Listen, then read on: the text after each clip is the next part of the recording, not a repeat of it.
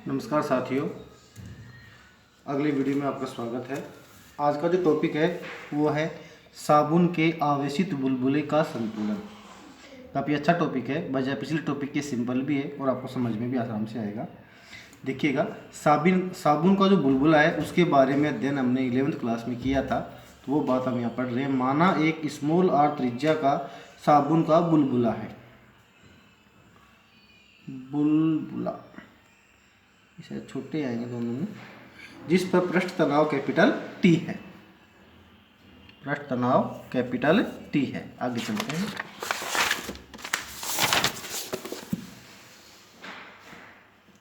तो इस बुलबुले में दाब आधिक्य होगा, ये देखिएगा आप, दाब आधिक्य होगा P बराबर 4T/R। समीकरण नंबर 1 दाब आधिक्य।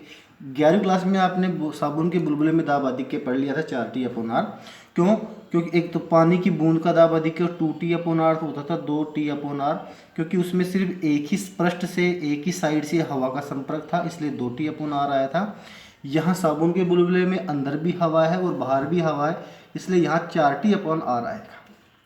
साबुन के बुलबुले के आवेशित होने के कारण बाहर की ओर एक वैद्युत दाब भी लगेगा, जिसका मान होगा P2 बराबर σ²/2ε0।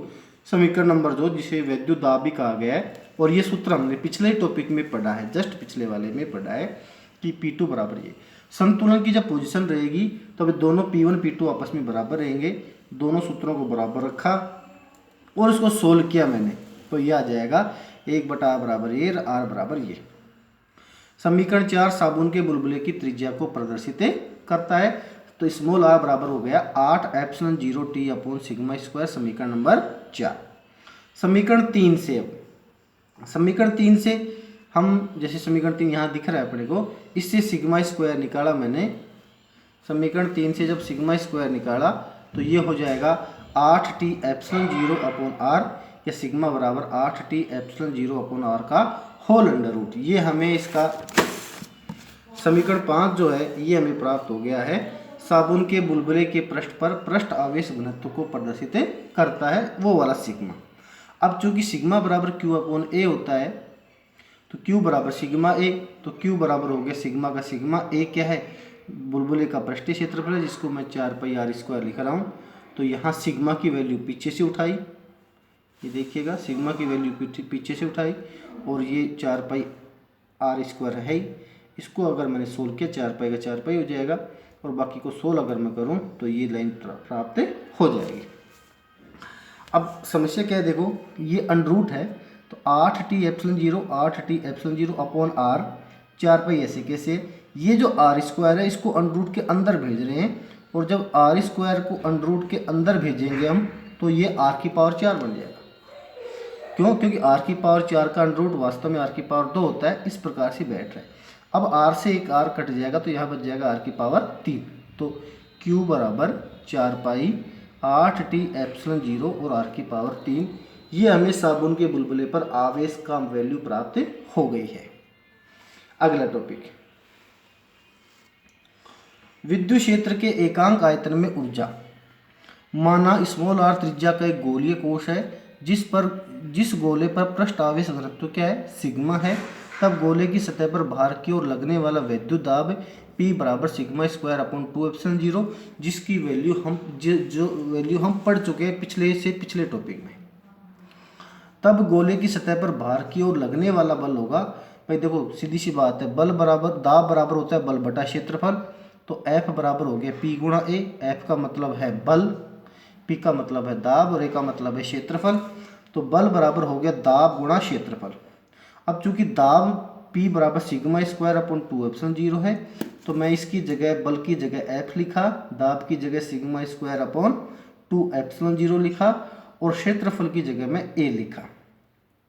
चूंकि A बराबर 4πr² ही होता है, हम अच्छे से जानते हैं, इसलिए ये हो जाएगा F बराबर σ²/2ε0 इंटू 4πr²। समीकरण नंबर 1।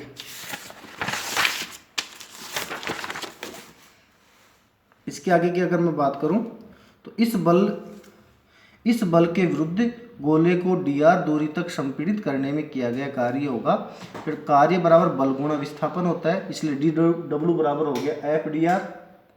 तो समीकरण 1 व 2 से हमने समीकरण 1 में f निकाला था, तो f की वैल्यू जब यहाँ रखी तो f की जगह रखा मैंने सिग्मा स्क्वायर अपॉन 2 एप्सिलॉन 0 4 पाई r स्क्वायर, dr का dr और dw का dw। गोले के संपीड़न के कारण आयतन में कमी होगी, dv बराबर 4 पाई r स्क्वायर, साथ में आएगा dr। सीधी सी बात है, 4 पाई r स्क्वायर क्या है, पृष्ठीय क्षेत्रफल है, dr उसकी मोटाई है, और पृष्ठीय क्षेत्रफल को जब मोटाई से मल्टीप्लाई करेंगे तो हमें क्या प्राप्त होगा, आयतन प्राप्त होगा।